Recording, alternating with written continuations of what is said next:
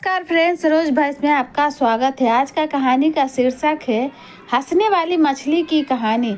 बहुत पहले की बात है। कश्मीर की खूबसूरत घाटी में एक राजा राज करता था। राजा का महल नदी के किनारे था। एक दिन राजा की रानी महल के झरोखे से बाहर देख रही थी। उसने एक मछली बेचने वाली को देखा जो मछलियों से भरी टोकरी लेकर शहर में बेचने जा रही थी।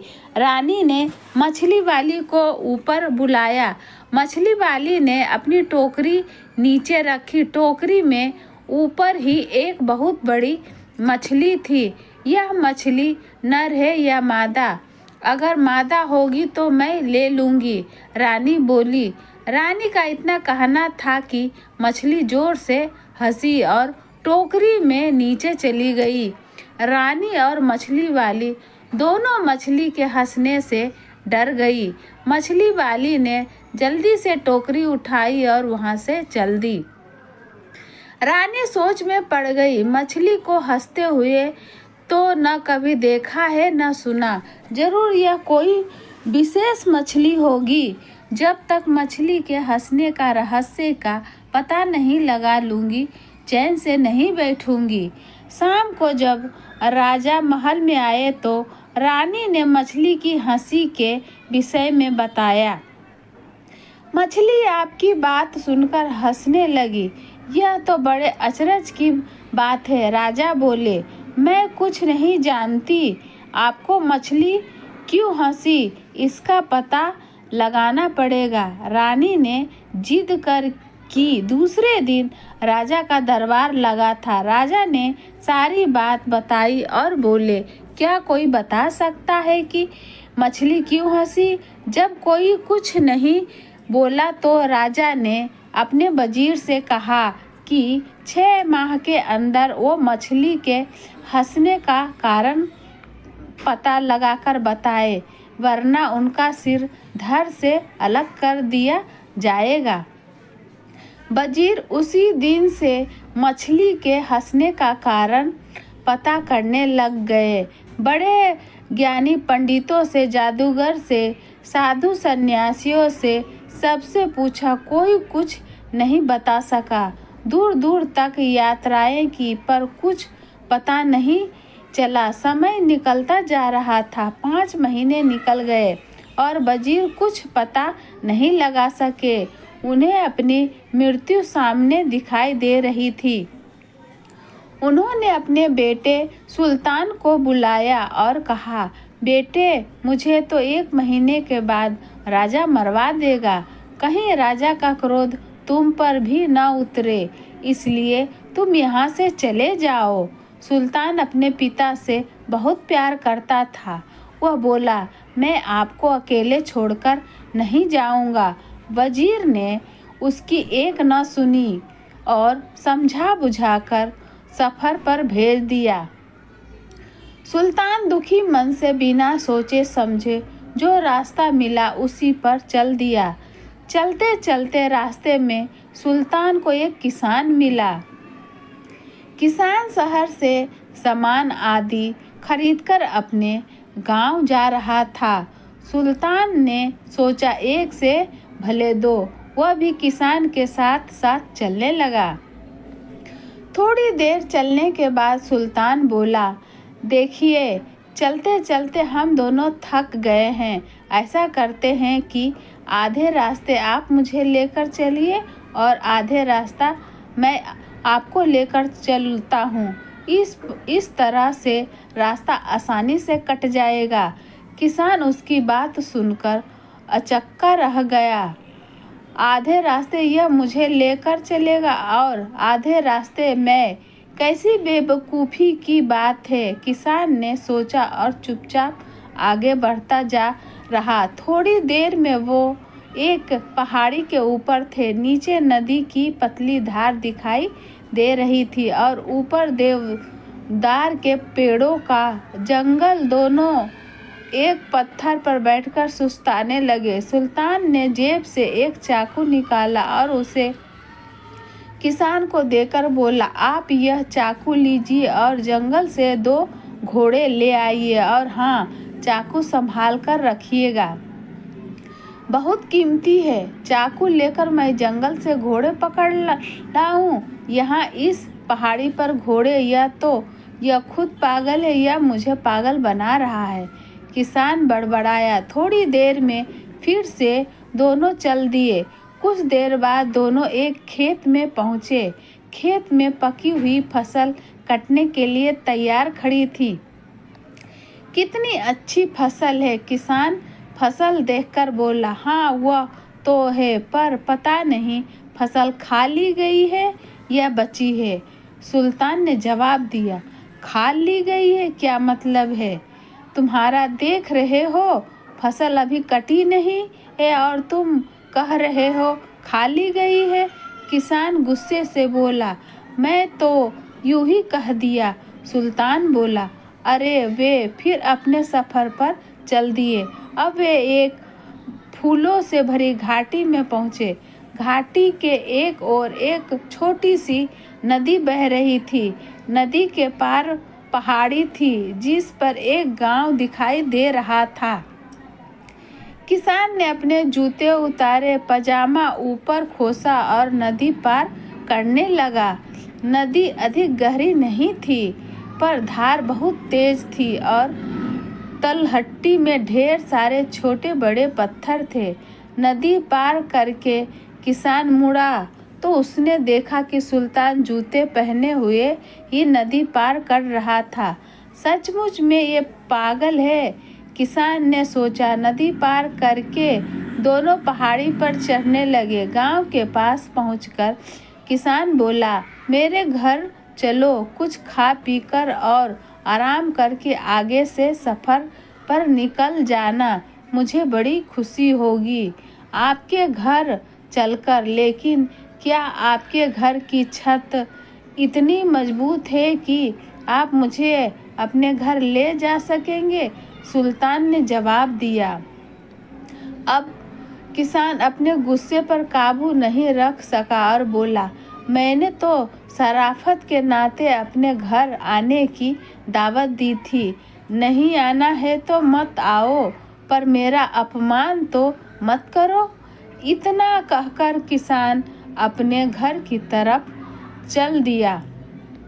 किसान की एक बेटी थी, गुलनार, बहुत समझदार और चतुर थी। जब उसने अपने पिता का गुस्से से तमतमाता चेहरा देखा तो बोली, अब्बू क्या बात है, किस पर इतना नाराज हो रहे हो? अरे एक लड़का है, रास्ते में मेरे साथ हो लिया। रास्ते भर तो उठ पटांगे बातें करता ही रहा। अब मैंने जब शराफत के नाते घर आने की दावत दी तो कहता है कि क्या मेरे घर की छत मजबूत है? जैसे वह आएगा तो उसके ऊपर छत गिर पड़ेगी। किसान बोला। अपने पिता की बात सुनकर गुलनार हंसने लगी। अरे अब्बू, छत कमज़ोर होने से उसका मतलब रहा होगा कि आपकी हैसियत ऐसी है कि आप उसकी खातिरदारी कर सकेंगे। जरूर वह किसी अमीर घराने का होगा। किसान ने सोचा तो उसे गुलनार की बात ठीक लगी। अच्छा बेटी, तो जरा उसकी उन बातों का भी मतलब बताओ जो वह रास्ते भर करता आया है।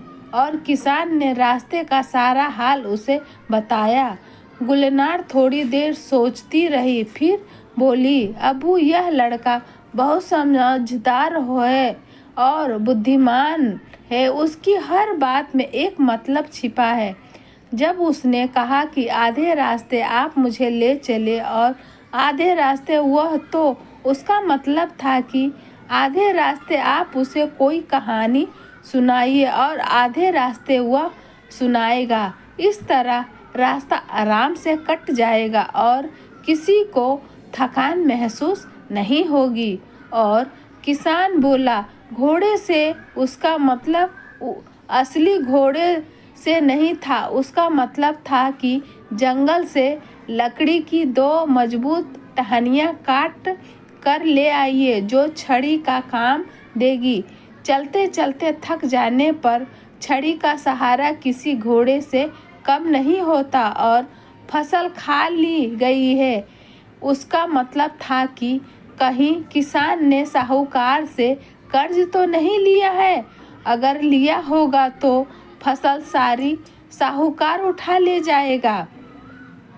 किसान को तो कुछ नहीं मिलेगा। चलो, तुम्हारी सब बातें ठीक है, पर जूते पहनकर नदी पार करना तो पागलपन ही कहा जाएगा। किसान बोला, अब्बू, मैं कई बार सोचती हूँ कि लोग जूते उतारकर नदी में क्यों जाते हैं। ऐसा करने से कोई नुकीला पत्थर उनके पैर में चुभ सकता है और वे गिर भी सकते हैं।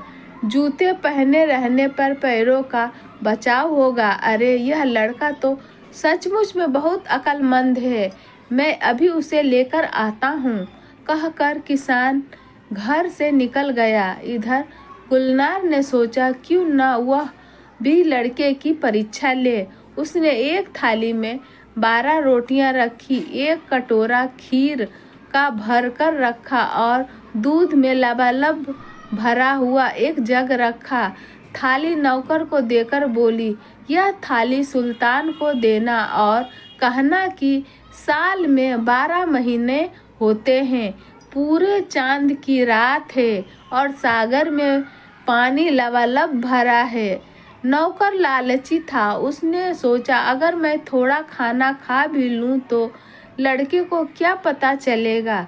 उसने एक रोटी खीर के साथ खा ली, फिर जग में थोड़ा दूध पी लिया। फिर उसने जाकर थाली में सुल्तान को दे दी और गुलनार का संदेश सुनाया। सुल्तान ने थाली रख ली और नौकर से कहा, आप अपनी मालकिन को शुक्रिया कहिएगा और कहिएगा कि साल में 11 महीने होते हैं, आधे चांद की रात है और सागर में पानी लबालब नहीं है।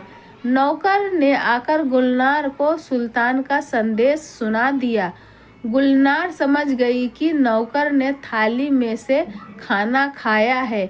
नौकर ने मान लिया कि उसने चोरी की है। यह बात तुम्हें कैसे मालूम पड़ी कि नौकर ने थाली में से खाना की चोरी की है? किसान ने पूछा। अब्बू, मैंने 12 रोटियां रखी थी, मतलब साल में 12 महीने। कटोरा भरकर खीर का था, यानी पूरे चांद की रात, और सागर में लबालब पानी, मतलब जग दूध से भरा है।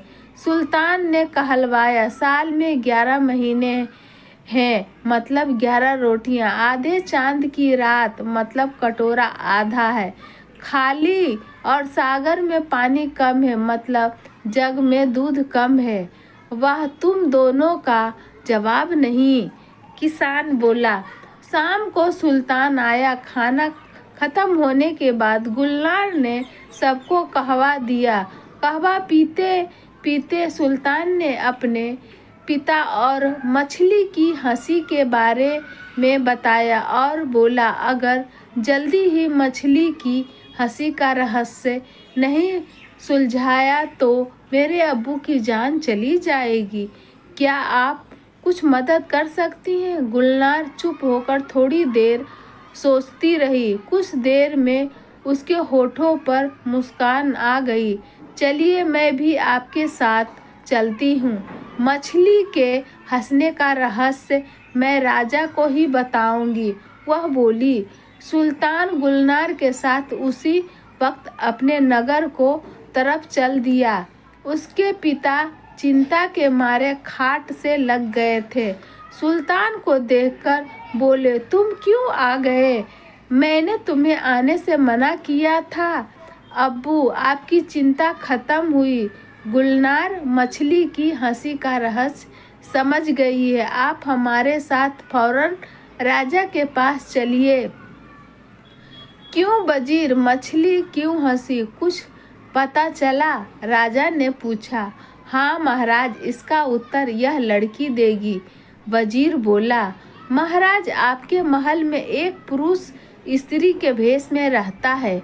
यह बात उस मछली को पता थी, इसलिए वह हंसी थी। गुलनार ने बताया, हमारे महल में पुरुष असंभव, राजा बोला, महाराज अभी इसका फैसला हो जाता है। गुलनार ने जवाब दिया।